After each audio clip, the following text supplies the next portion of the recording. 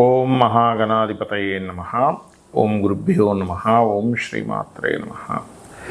అరుణాం కరుణాతరంగితాక్షీం ధృతపాశాంకుశపుష్పబాణచాపాం అనిమాదిభిరావృతాం మయూకైః అహమిత్యేవ విభావయే భవానీం. శ్రీమాత్రే నమః.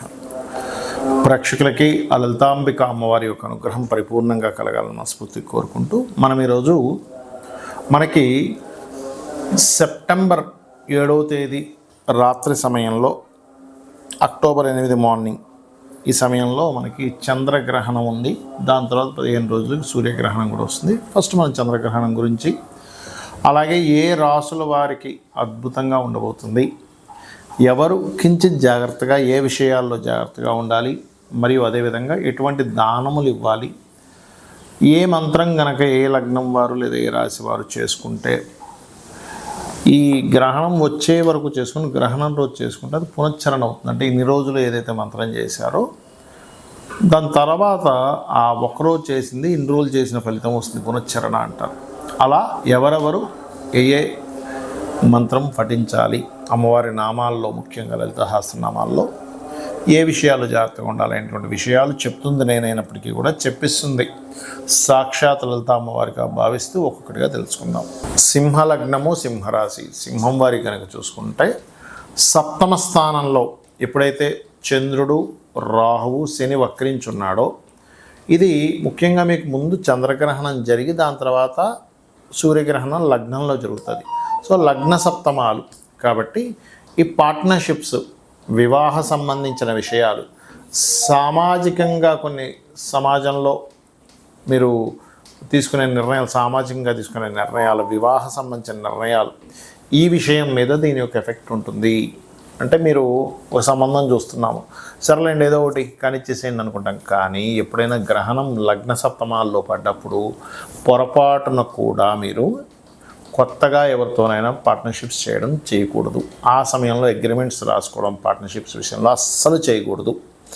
రెండవది ఏమిటి అంటే, ఈ సింహం వారికి వివాహ నిర్ణయాలు, వివాహ సంబంధించిన విషయాలు మాట్లాడుకోవడం అస్సలు సరైనటువంటిది కాదు. ముఖ్యంగా చంద్ర సూర్య 2 గ్రహణాలు ఉన్నాయి కాబట్టి చంద్రగ్రహణం 7 సెప్టెంబర్ నుంచి 41 రోజు ఎఫెక్ట్ ఉంటుంది. సూర్యగ్రహణం అక్కడి నుంచి, అంటే చంద్రగ్రహణం ఏర్పడిన 15 రోజులకి సూర్యగ్రహణం వస్తుంది కాబట్టి అక్కడి నుంచి ఒక 45 రోజులు, అంటే దాదాపుగా ఒక 60 రోజుల పాటు, అంటే 2 నెలల పాటు మీరు వీటి జోలికి వెళ్లకుండా ఉన్నట్లయితే అన్ని విధాలా బాగుంటుంది. అయితే దీనికి మరి కొంతమందికి ఏమండి సెట్ అయిపోయింది ఆల్రెడీ, ఇప్పుడు ఏం చేయాలి అంటే కనుక లలితా సహస్రనామాల్లో ఓం కామేశబద్ధ మాంగళ్య సూత్ర శోభిత కందరాయై నమః అనే నామస్మరణ చేయండి.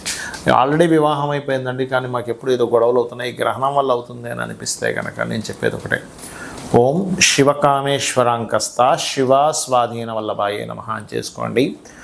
ఖచ్చితంగా మీకు బాగుంటుంది, అందులో ఎటువంటి సందేహము లేదు, గుర్తుపెట్టుకోండి. దీంతోపాటు మీకు వీలైతే గోవులకి కాస్త బియ్యపు పిండి, బెల్లము 4 ఉండలుగా చేసి, బెల్లము బియ్యం పిండి కలిపిన 4 ఉండలుగా చేసి గోవులకు తినిపించడము.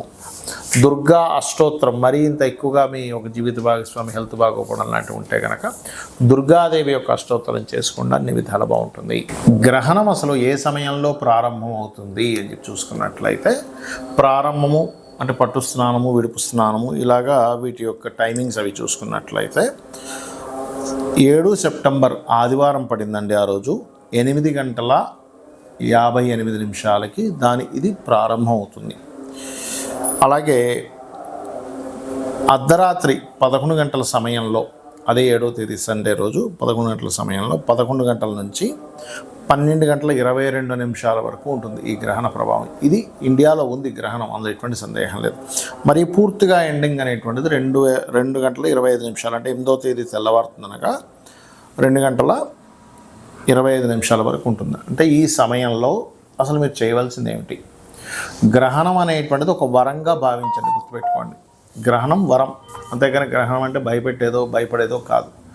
మన మహర్షులు ఆ సమయంలో శక్తి ఎక్కువగా ఉంటుంది కాబట్టి మీరు ఆ రోజు చేసే మంత్రము ఒక్కసారి చేసింది 1000 సార్లు చేసిన ఫలితం వస్తుంది. ఇప్పుడు ఉదాహరణకి ఓం గం గణాధిపతయే నమః అని అనుకున్నాం, 1000 సార్లు చేసిన ఫలితం ఉంటుంది.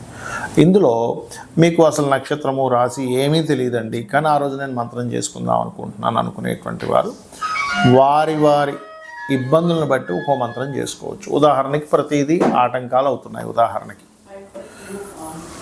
ఓం కామేశ్వర ముఖాలోక కల్పిత శ్రీ గణేశ్వరాయ నమః చేసుకోండి. అలా కాదండి, ధన సంబంధించిన ఇబ్బంది బాగా పడుతున్నాము అని అనుకుంటే కనుక ఓం సంపత్కరీ సమారూఢ సింధుర వ్రజ సేవితాయ నమః చేసుకోండి. లేదంటే అప్పులు ఉన్నాయి ఎక్కువగా అనుకునేటువంటి వారు ఓం అపర్ణాయే నమః మనసులో చేసుకోవచ్చు, ఏమి ఇబ్బంది లేదు, గుర్తుపెట్టుకోండి. అదేవిధంగా మరి కొంతమందికి చేసే ప్రయత్నాలు ఏ ప్రయత్నం చేసినా ఆగిపోతూ ఉంటాయి. అలాంటప్పుడు లేదా భయం వేస్తూ ఉంటుంది, ఓం కనకాంగద కేయూర కమనీయ భుజాన్వితాయ నమః చేసుకోండి. గృహయోగం కలగాలి, ఎప్పుడు ఏ గృహం కొనుక్కున్నా మాకు అసలు కలిసి రావట్లేదు అనుకున్నప్పుడు మొట్టమొదటిగా మీరు మీ యొక్క మొదటి అక్షరంలో మీ పేరులో ఉండే మొదటి అక్షరాన్ని తీసుకొని ఏ వర్గు పరంగా సెట్ అవుతుందో తెలుసుకొని మణిద్వీప వర్ణన చేసుకోవచ్చు మీరు గ్రహణ సమయంలో. అలాగే మరొకటి ఏంటంటే, ఇక్కడ సంతానం కోసం ప్రయత్నం చేసేటువంటి వారు దిగంబర శ్రీ పాదవల్లభ దిగంబర అని చేసుకోండి గ్రహణ సమయంలో. లేదు శత్రు బాధలు ఎక్కువగా ఉన్నాయి అని అనుకునేటువంటి వారు చండీ పారాయణం చేసుకోవచ్చు, వినడం కానీ చదవడం కానీ చేయొచ్చు. వివాహం అవ్వట్లేదు అనుకునేటువంటి వారు ఓం శివకామేశ్వరాంకస్త శివా స్వాధీన వల్లభాయ నమః, లేదా ఓం కామేశబద్ధ మాంగళ్య సూత్ర శోభిత కందర. కామేశబద్ధ మాంగళ్య అయితేనేమో వివాహం అవుతుంది, శివకామేశ్వరాంకస్త చేసుకుంటేనేమో భార్యాభర్తల మధ్యన గొడవలు తగ్గుతాయి.